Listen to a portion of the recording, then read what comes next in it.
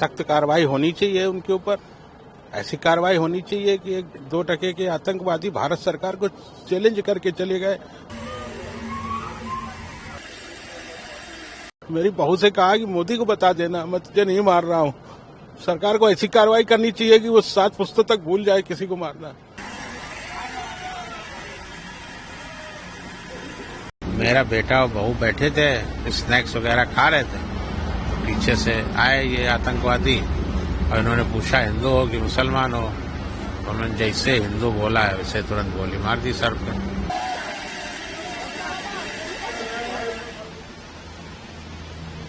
मेरी बहू कहने लगी मुझे भी मार दो, तो उन्होंने कहा नहीं तुम जाओ मोदी को बताना, मैं नहीं मार।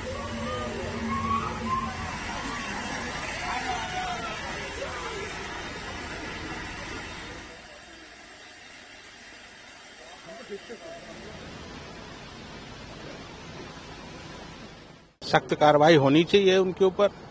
ऐसी कार्रवाई होनी चाहिए कि 1-2 टके के आतंकवादी भारत सरकार को चैलेंज करके चले गए। मेरी बहू से कहा कि मोदी को बता देना, मैं तुझे नहीं मार रहा हूं।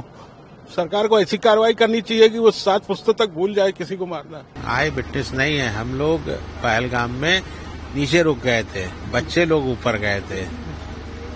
हम लोग वहाँ नीचे एक स्थान होता है, उसके बाद ऊपर जाने के लिए घोड़े से जाना पड़ता है, जिसको मिनी स्विट्जरलैंड कहते हैं जी।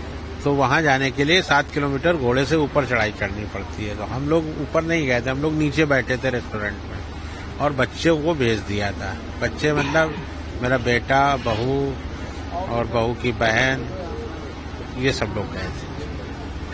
तो मेरा बेटा और बहू बैठे थे, स्नैक्स वगैरह खा रहे थे, तो पीछे से आए ये आतंकवादी और इन्होंने पूछा हिंदू हो कि मुसलमान हो।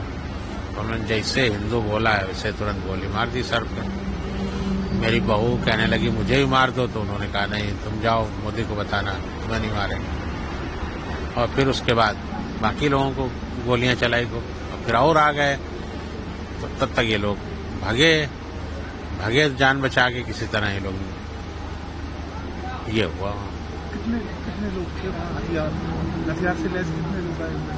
अब ये हम क्लियर नहीं बता पाएंगे, हम वहाँ नहीं थे मौके पर, लेकिन काफी मात्रा में थे आतंकवादी, ये बताया गया है, क्योंकि मैं चश्मदीद नहीं हूँ वहाँ का। एक आखिरी सवाल, क्या चाहते हैं, क्या सरकार से आप बात करें? जो सरकार चाहते हैं उन्होंने माननीय अमित शाह जी को आज बता दिया है, गृह मंत्री जी को। उनसे अभी हमारी मुलाकात हुई थी श्रीनगर में, मैंने उनसे बता दिया है कि हम क्या चाहते हैं।